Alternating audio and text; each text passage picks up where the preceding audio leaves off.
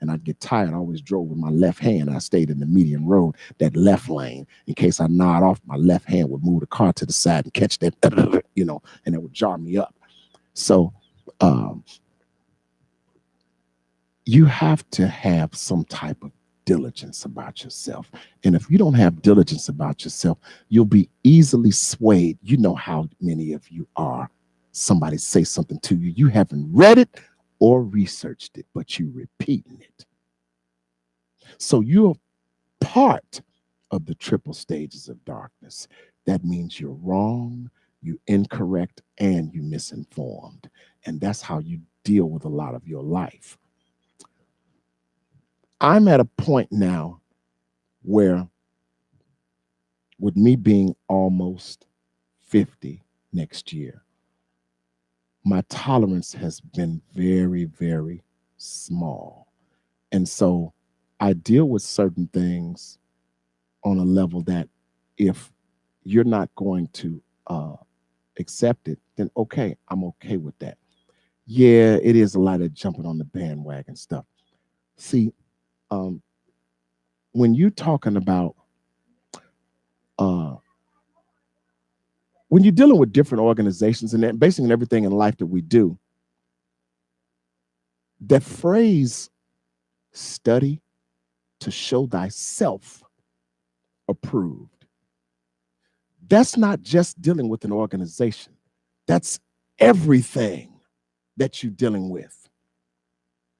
Study your mama so you know how to become a mother after you've become a woman. Somebody probably missed that. You have to study in the kitchen. See, I really wish there was a whole lot of people that sat up in that kitchen when Mary Thomas be in there cooking that dressing. I had a moment right there, and I'm sorry. Uh, but you have to know, what it is that you're doing. Now we're breaking that word knowledge down. Knowing and ledge. Know, to be upon a ledge of something and being over something. See, when you're able to be above something, you have an upper ground. You have a ledge. You have a way to be above what's happening. That's right, bro. It is know thyself. See, in all halls of learning in the East, when you hollering all that, look to the East, I come from the East, and, uh, so it says, know thyself and God. See, it says, know thyself first. When you are in the image and after the likeness of God, then what should you become? Your first understanding of God is the mother. So when we look at his version of scripture, see, when you're talking about, oh, you don't question God. All right. Well, it's a few things up in the Bible that speak vastly against women. And I remember, I don't recall the section in there where Jesus is like, I'm not finna help you. You not of this cloth. But he did it anyway after she said enough to him to say, okay, I believe you. But we all remember when it said the woman should not speak in church. There are a lot of nice, God-driven and godly-filled women that speak in the cloth. I know a few. I know a few that really love the Lord. I know a few on that monkey ball, and I know a few that are just playing games. That's not for me to deal with. That's for them to deal with through God. See, yes, you can't be. I learned a long time ago. I'm dealing with a lot of different things, but I'm trying to keep them all on point. I learned a long time ago that when you just do a mustard seed's worth of work, God will reach for you, but you better recognize when he got his hand out. And when you don't recognize he has his hand out, you'll slap it away. And then you'll complain about your condition. Well, character education 101 is in order to make change, you must first accept responsibility of your own behavior, your own actions.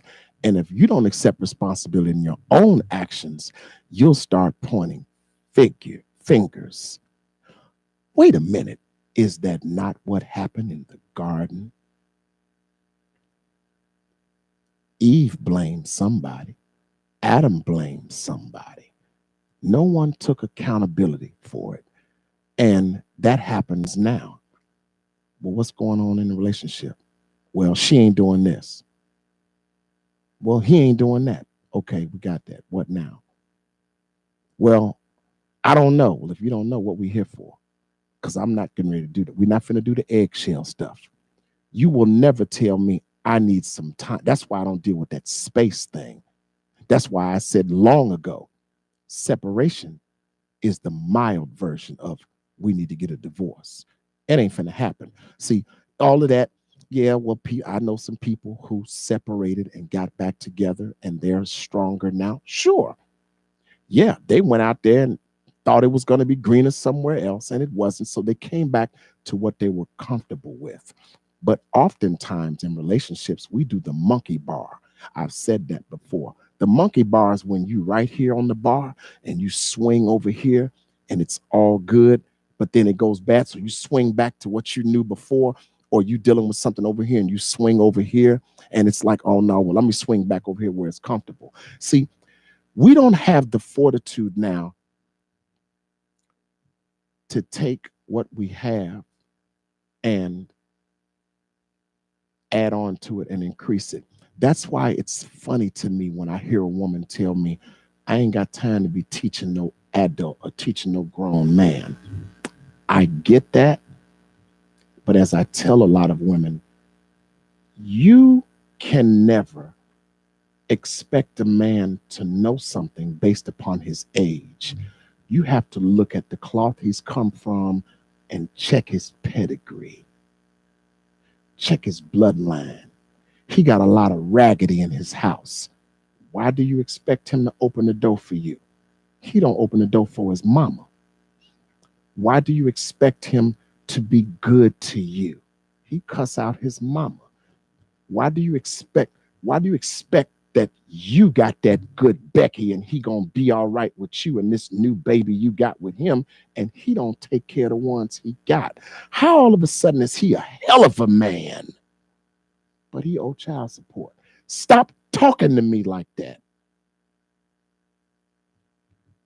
See, when you feel like you can change him, you have done one of the worst things in life to think that you got that potpourri stuff, like your doo-doo don't stink.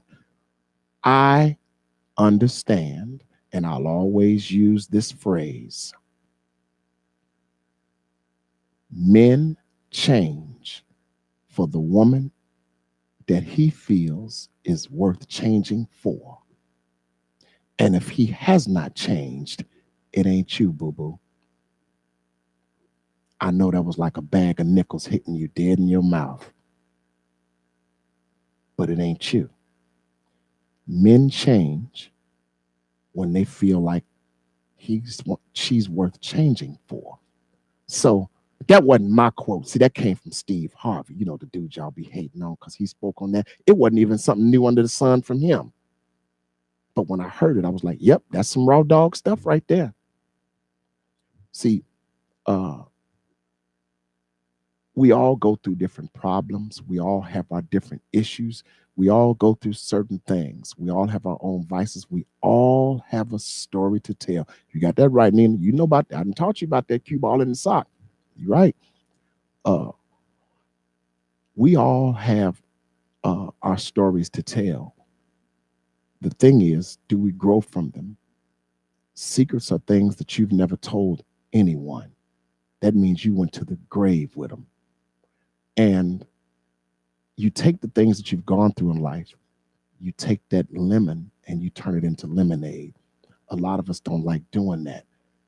We don't have discipline. We don't have any type of fortitude to where we want to say, I want something different for my life. You know, and I honestly mean this.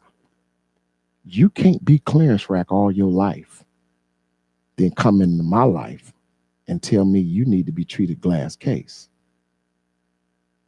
You don't know what glass case is. You ain't never been to Gibson's. Don't talk to me about you want to go to Gibson's and eat. Applebee's been your 5-star spot all your life. You heard about Gibson's and all of these high-end eateries, these $50 steaks. You ain't never been to Fogo's. You heard about Fogo's. You used to Outback Steakhouse buffet. Don't start talking about that. So, what is it that you drink? I drink that. How you drink that? You just get what I tell you before. You barely know the difference between Richards and Riesling. So don't start acting like you a real live connoisseur. See, I know what wine connoisseurs look like. I've been around them. I'm around them now. I know what cigar aficionados are, and I also know what people look like who swear up and down. You ain't never even been to Cuba, but you asking me about, is that a Cuban? No, I ain't get that from Cuba. I got that from South Side of Chicago. That's where I got that cigar from. Shout out to all the cigar lounges. Windy City Cigar on 43rd and Prairie. Hyde Park Cigars. Habanos out on Leahy Road. North Side. Tinley Park. Rucker's Lounge. All of the various places. Diva Leaf Cigar. Smoke City Cigars. Shout out to my partner, Detroit Finest, Fred Stevens. All of my partners, everybody, David Griffin, my partner, went out there to Las Vegas because he wanted a little funky job promotion. Couldn't stay here with me. Tell you, boy, friendships ain't worth nothing around here nowadays. But it's Smokey Bear. Yeah, I want to say Smokey Bear is for sale. I really wish I had the ability to get a hold of that. I would like that establishment. Smokey Bear, I think it's for sale. Something's going on. They're doing something with that. Ralph's Cigar Lounge, everywhere. Everyone, those that I missed, everybody. I would like, everybody to enjoy. Do what you do. Smokey, Biggs, all of these different places. Some places I haven't even been yet. But going back to the I've heard a lot of people do that. They dip their cigar in the cognac. I know Mike Thomas does that. I've seen he dips his in his Crown Royal, and I've seen it in different places. So, but this basic, the topic is about what type of, I had different topics. I ain't worried about the R. Kelly stuff, and it's times have changed when parents really were parents. We've gotten comfortable. We buy our children off. We're cool with it. It's cute because they want to dress like adults. Nothing is around now where there's a time and place for everything. You want to start negotiating with your children. You want to discuss it. I don't want you out here in these streets with your belly out. Why is your navel pierced and you 13, 14? Why is your belly tatted up and your thighs tatted up? All up your thighs where really can't nobody see it unless you're in a bathing suit and you ain't even a sophomore in high. I'm telling you what I've seen walking down the hallway in high schools. So why is it that these things, when I see you and I see your behavior, it plays a part into what your mama like. It's, so I can't We miss it. And I say this, I've said this before. Ladies, not ladies. Ladies is a character that you display over time. That's something you become. Mothers, uh, you need to understand that men are not always your enemy. You ain't really mad at us about a whole lot of stuff that's going on. You really just mad that we not keeping our word. That's what the problem is. You mad at black men who don't keep their word. You ain't mad because he looking at somebody. You mad that he doesn't keep his word. We we all have, see, there's a difference in, and I try to explain this sometimes, there's a difference in paying attention to my surroundings, especially when it's someone who you don't know what the situation is going on, versus looking at someone trying to gain their attention, or looking at someone for the purpose of a lustful thought. So um, I've always, men tend to sit places where they always want to pay attention. And what's up, Hiram? People want to pay attention where they sit around. That's why a lot of men don't like their back to the door. Men don't like their back to the door. Males don't care. Those that don't fight don't care. Those that's finna make it cracking, we need to be able to see, because we can about tell when something's going on, or we need to get you up out of there. There's an emergency response program that has signs in a lot of these office buildings and universities. I happened to take a picture of one last night about, I think it says evade, evacuate, and engage. Maybe not in that order, in reference to a fight or a shooting. So if you can't evacuate from a shooting, if you can't evade a shooting, there's certain procedures that you do this. Because this was at UIC, so I saw it and I was like, it's interesting. It has different things about emergency response when it's a gun involved, shootings, this, that, and other.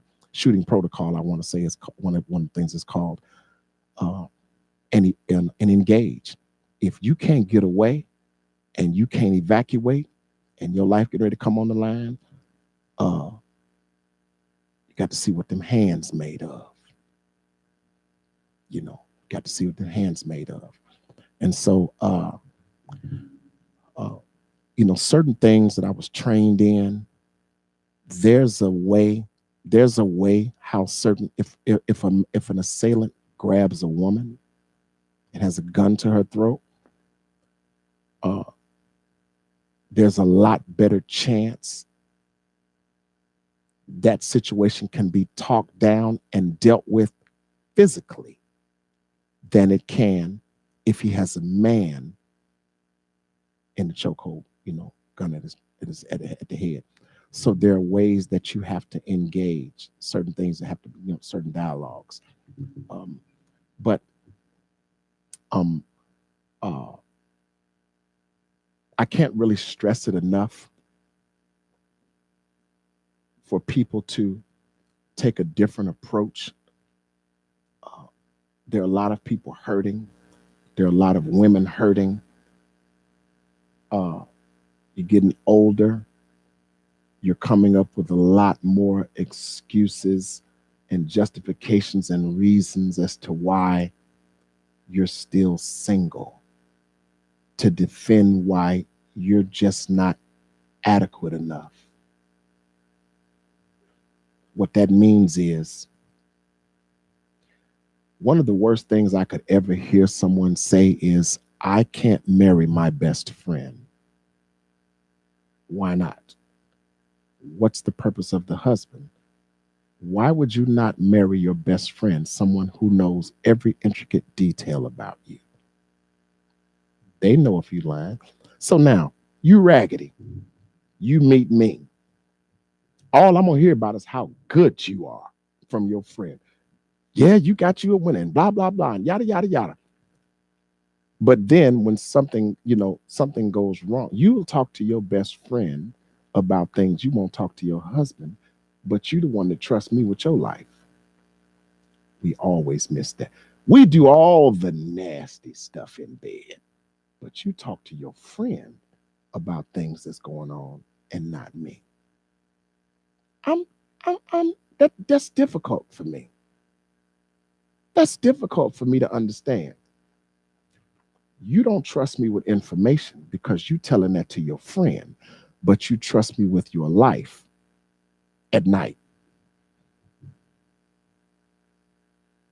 That should be something kind of different. You would trust me with everything on your mind, but you don't trust me with your health because you're not sure of what mine is.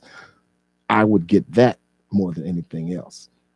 Uh, so you have to figure it out, people, and how you want it to be uh, in your day-to-day battles. There's a moment that I want to give right now. I spoke earlier about I lost a friend. I found out a couple of days ago, I believe. She was 29 and she died of cervical cancer. And Joy is what I called her.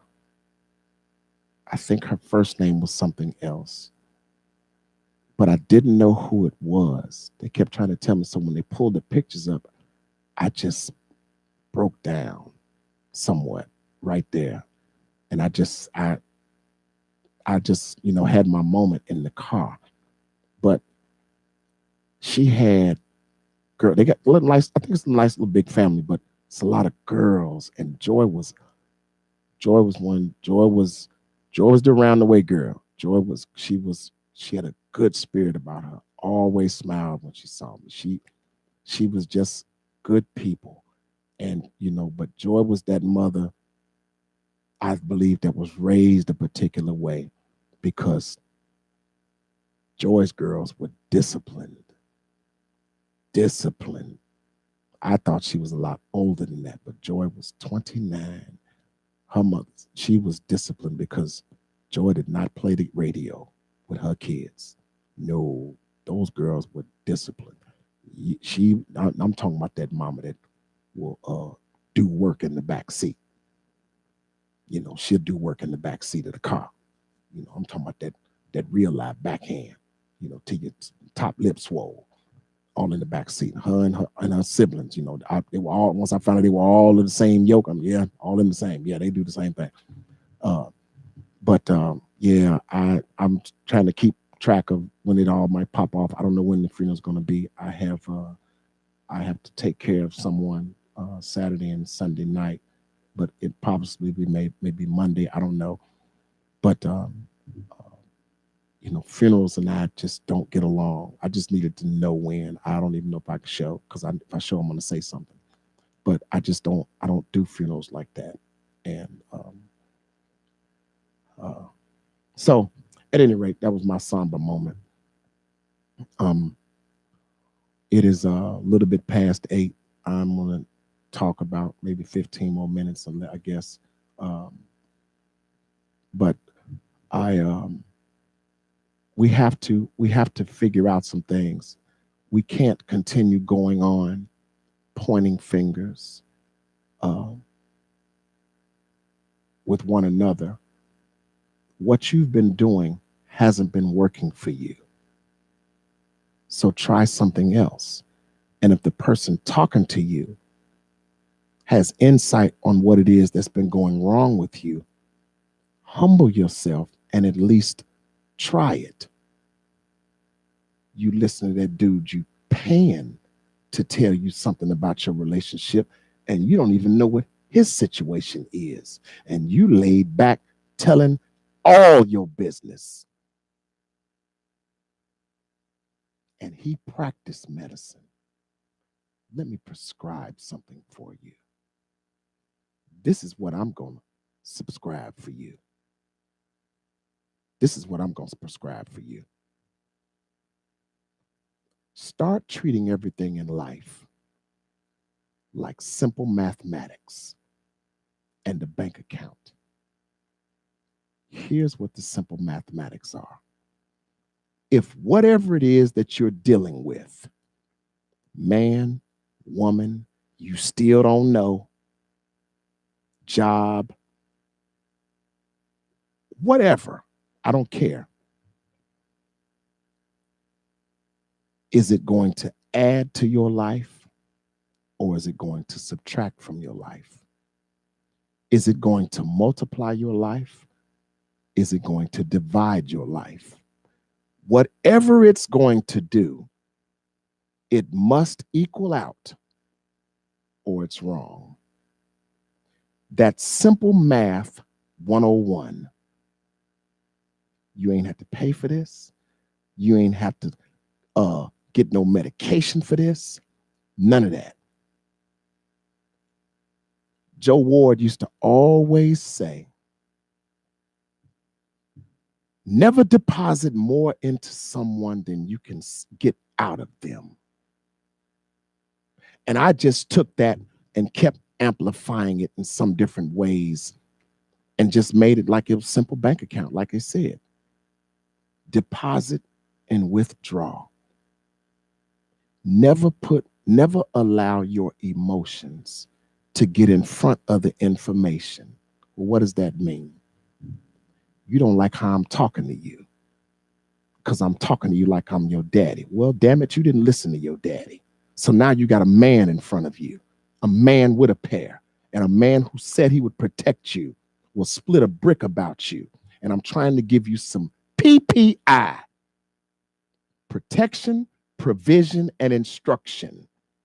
Now you asked for me. Now I'm here. Now I'm giving it to you, and you got your panties in a bunch now. You're going to have to suck it up. That's for any man in America talking to his what he wants to call better half, his other half, his booski, his snickerdoodle. You brought some stuff to this relationship that you didn't get done, and I see it. I recognize it. So now I want to help you with it. Well, why you can't just accept me as I am? Because that ain't going to work. Because when I bought that car used, I knew it had a leak in the oil tank, but I knew I could get the oil tank fixed before I started hearing it knocking and now I locked the whole motor up. We don't deal with it like that. We don't listen to it like that. We don't think of it like that. Everything in life has an example out here. Everything has an example out here. We don't listen to it. You take this fantasy of what you want someone to be because you see it somewhere else. You're looking at the tail live vision and you think that's what it is. It's a lot of hoes on TV.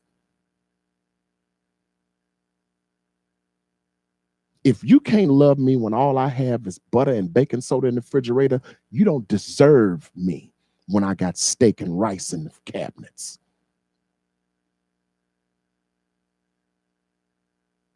You don't really respect me. You accept me with this link card because I'm feeding all of us.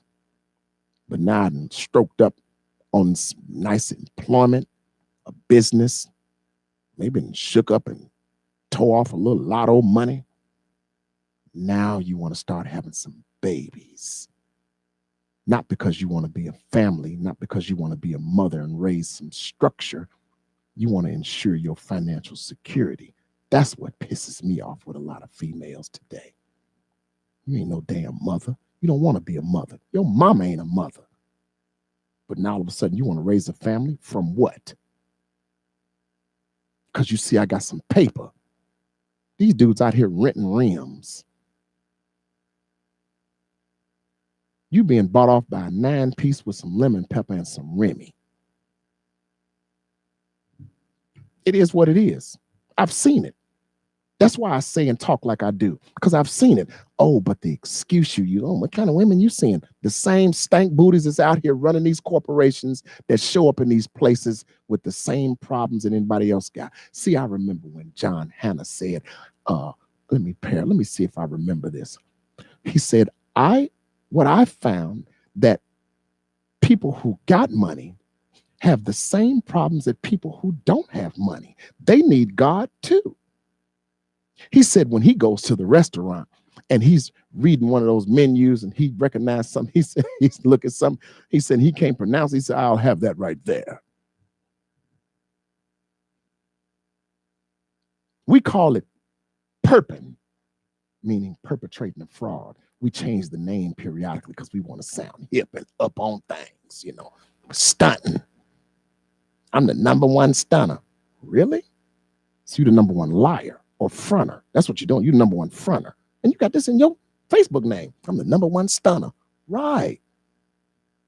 But I understand you take it in a different aspect because, stunner as meaning stunting. That's what it means by the number one stunners. We stunt riders. That's what that means.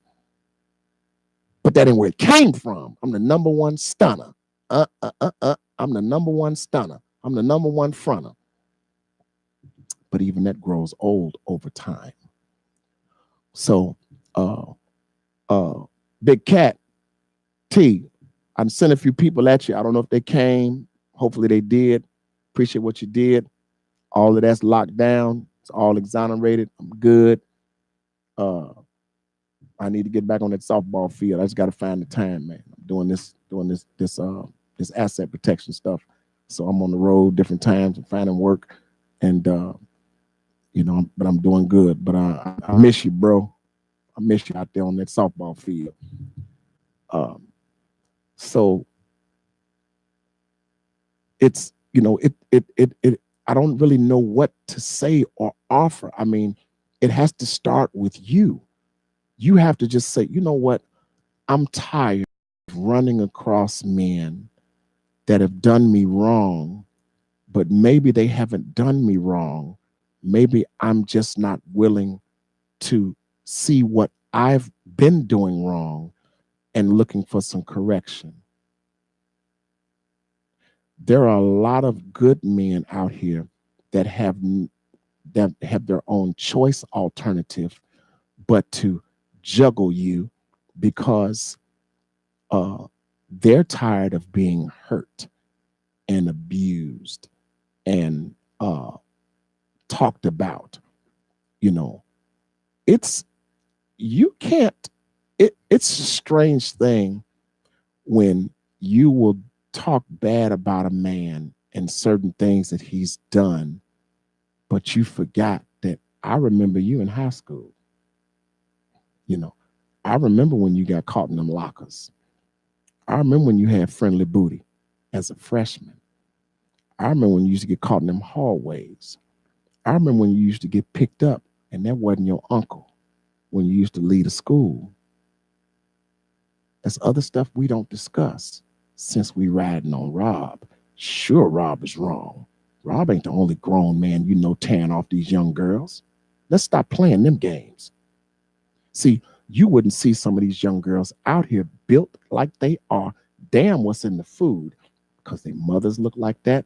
And then it's the thing of that. Why are they dressing this way? What is it about you at 13, 14, 15 that you need to display to other people? Men can discuss this.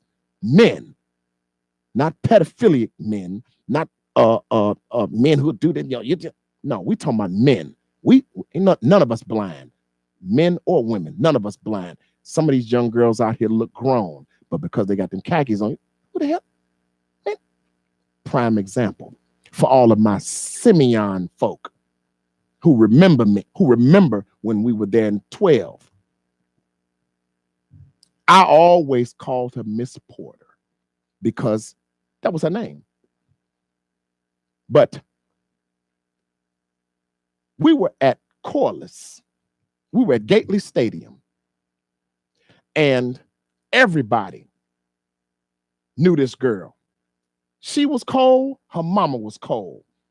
She was brilliant in the books. Whether she knew how she was built or whatever, I don't know. She possibly did. But let me tell you what happened here at this moment. Juju saw me as we were all going back our own ways, going back to the house. And she was walking by herself back across the street to get back to whatever vehicle they were going to. The police, two grown-ass men were parked right there at the entranceway. Juju looked at me and she said, "Coach, please walk her to her car." I said, "Okay." She didn't even know me. She just knew me when I called her Miss Porter if I ever had to go and look for her. So we walking. She never even knew I was with her. I was just that way. But she was getting a lot of attention from a lot of teens, and she was uncomfortable. So as she was walking, nobody was bothering her. The police officer nudged his guy. He said, "Man, look at that." I heard him. I didn't say a word. We walked on across the street, got her to a car. I said, "You good?" She said, "Yeah." Everybody did what they did. I came back. And so when I walked back past the car, I said, "She's a junior." He said, "What?" I said, "She's a junior in high school." He said, "Man, ain't no way in hell I'd have my daughter out here dressed like that."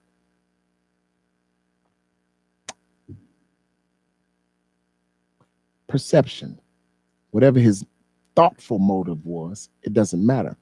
But the thing is, some students think enough of you and respect you enough that they know you will cover them.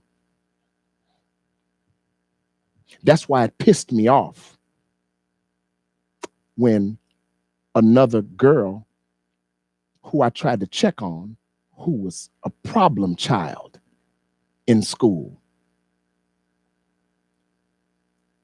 had made some slanderous accusations about me because I spoke to her and I said, "Hey, little flower, hope you're well." One, because I guess the way they looked, like she had little flowers in her head, in her hair, in the picture. Plus, she was 5 feet with heels on, maybe 5'2". And so I always looked out for this, that, and other, because I knew she was going through some things. I didn't give her no money, blah, blah, blah. But if she ever needed me, we all did that. But she said some things, and then some other students who didn't know me had something to say about all. I looked all of a sudden, I looked creepy, blah, blah, blah. And then one of the girls who nobody gave respect to had the nerve to say, "Yeah, I wish he would be in my inbox." And I called her mama. And I told her mama, I said, "Because of the respect I got for you, I called you to tell you what your baby said." I said, "And you know firsthand, I never allowed anybody to do her wrong. I sacrificed winning to make sure everyone was comfortable because it was something they wanted to do." It's called having integrity. So many of them are grown now. We see one another and blah, blah, blah. I see one another, we speak, and it's all good. But the thing is, as I always say, when you think lowly of a man, when he's trying to be a man to children whose fathers don't even claim them or not even around them, you have so much larceny and hatred in your heart that every man is wrong. So you want to try to do it on your own, and you're doing more damage to them. But let something happen to one of them in the streets. Who was around? Coach Chris was out there. He saw it. Why didn't you do something? That ain't my child. Damn your baby. I was minding my business. See, that's a cold pill to swallow for a man to do. And I've said that before. I will always defend someone's children that are not mine. especially if I know them, because that's the type of character that I have. I saw a little boy yesterday, and I knew it was going to be that way. He hadn't seen me since I left the job. And when he saw me, he was kind of stunned, and he held onto my leg, and I knew it was going to be tight because there was some issues in that house. But I knew it was going to be rough, and I shouldn't have even gone over there. But I knew he missed me, and some of the other boys missed me, because that's just how I am, and I've always been that way. And I'm not going to stop. I'm not going to stop. See, you can't dig up something on me talking about, I was tearing off some 13, 14, 15-year-old girl. It ain't finna happen. You can't dig up nothing on me like that. So all of this, he looked at me. What you mean I looked at you? See, we had a we had and the rumor was we had a girl who was at Brooks who was trying to put cases on people. She was far more developed than the average girl, and she didn't dress provocative like that. She kept herself 3/4 covered for real, and she was just abundant. And something happened with her, and I was the only one outside to be able to help her, and I helped her, and she appreciated it so much. And and she just told me stuff she had gone through. That's one thing I've always been, is a shoulder. And I've been told some things by some people, adult and child, I don't even think their mamas know. And I've always received it, and I've given them the best that I could. And I've always tried to be there. So it's like I say, I'm cut from a cloth that's been discontinued. And shout out to you men who do what you're supposed to do. Shout out to you men who become dads to girls who need it. A lot of that aggression and anger in some of these girls is because they've been thrown away. It's painful for a young girl to grow up without a daddy around, someone that she can call on and talk to and ask questions about.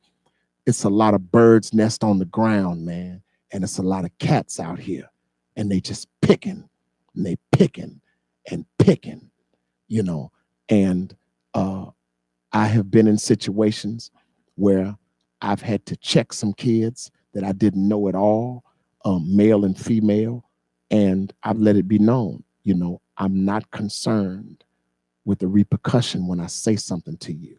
I've already made my mind up, and these types of things have to be done. You can't continue just sitting around and looking down your nose at people like you got it all going on. And now all of a sudden, when it's time for some people to need some uplifting, you're in witness protection.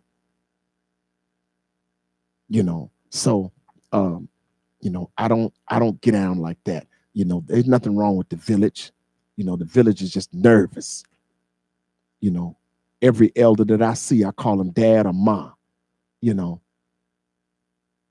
A lot of the ones who know me personally, I call them auntie. So it's just a different thing. As I said before, I'm not concerned with all of this rumor. Whatever going on with Kels, that's his business. Oh, well, I got daughters, and if you had, I don't want to hear all that hypothetical garbage. My children know better. Anybody around me who's had access to me know better. It's a woman right now. Her daughters love me. It's a couple of women whose daughters love me, and they listen to me because they know Uncle Chris find out it's finna be something different. Now, I don't care nothing about you and getting no boyfriend. I don't care nothing about that. But this what you asking, and this the response he better give you, or keep it pushing. So it's a lot of young boys that love me.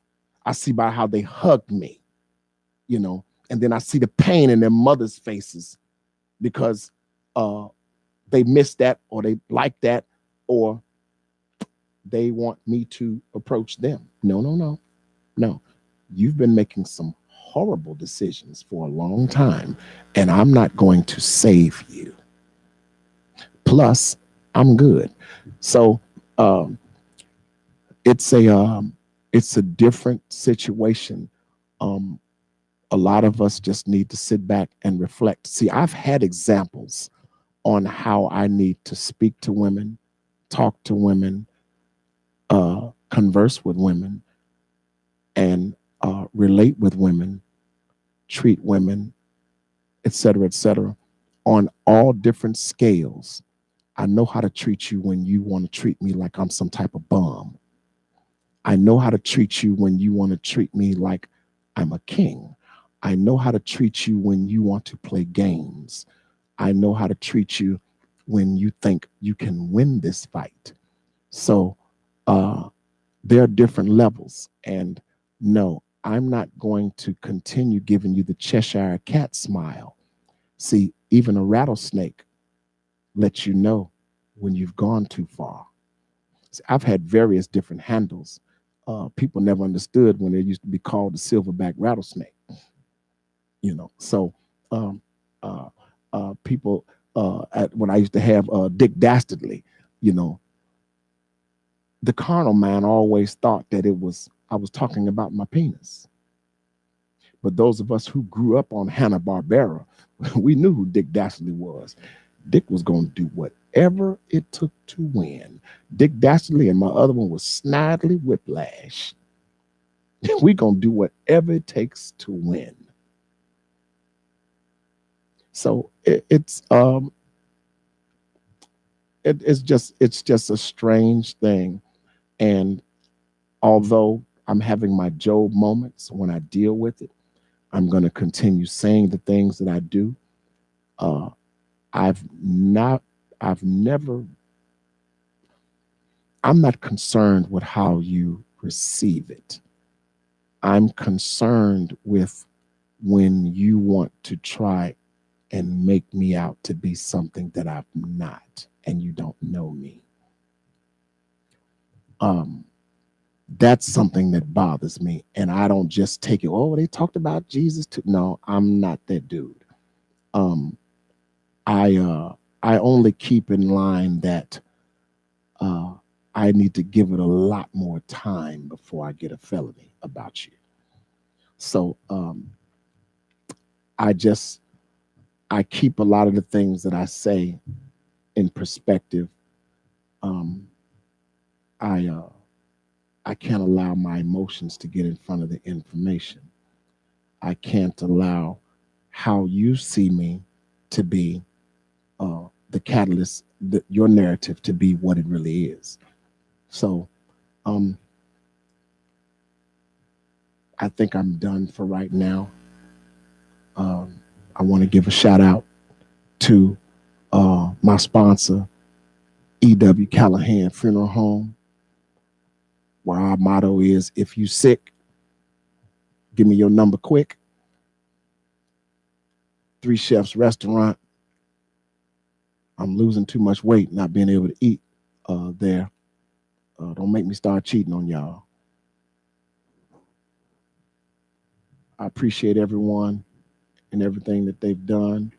Um, if you live in the 20th Ward, I am not telling you who to vote for, but it would behoove you to have someone who can listen to you and get done what you ask them to do versus just hearing you and not listening. And you look up and nothing has changed. Changing your leadership works if you know how to change your readership. Somebody have missed that. So, Denard D. Newell, 20th Ward, Alderman. If you live in the 20th, I didn't only say that because he's a friend. He's a good friend. He's a brother. of mine, and he's a spiritual counsel of mine. My spiritual father will never change, but my spiritual uncles have always gathered and been plentiful. His discernment of scripture and his analogy of scripture, I love how he points out things, his no nonsense approach of things. I've been his shoulder, he's been my shoulder. Uh, he's probably the only man who can look at me and we crying about something and I not, have second thoughts about him. But that is my friend, and he can make some changes and differences um, in the community. It's not about asking for a shot. Just uh, I don't endorse people. I don't endorse things, but I endorse him. Not that I don't believe in other people, but I'm around that element a lot, so I know where the monkey ball is, and that's why I believe in people who really have things come from their heart and not their hand. Some people endorse things for the washing of the hand. I'm not endorsing him because if he wins, I can get something. I'm endorsing him because I know that he is who he says he is. It is that way. And I keep company with the same types of people that I am. As John C. Maxwell, the law of attraction. I don't do mediocrity. You ever wanted to know where I got that glass case and that clearance rack from? That was him. I ain't never been clearance rack. I was top shelf when you didn't know your big mama was putting stuff up there. It is what it is. That's how I carry it. I have an anointing and I have a gift, and I'm not going to continue sitting my gift down because you're uncomfortable about me carrying my gift. And that's what many of us do. We sit our gifts down because we're uncomfortable with people carrying them. You like it for a moment, but now you have envy and jealousy in you. So that's why my analogy of you having circumcision of your penis only keeps your organ clean. That's the practice of a Jew. You don't have circumcision of your heart, and that's why you still have larceny in it.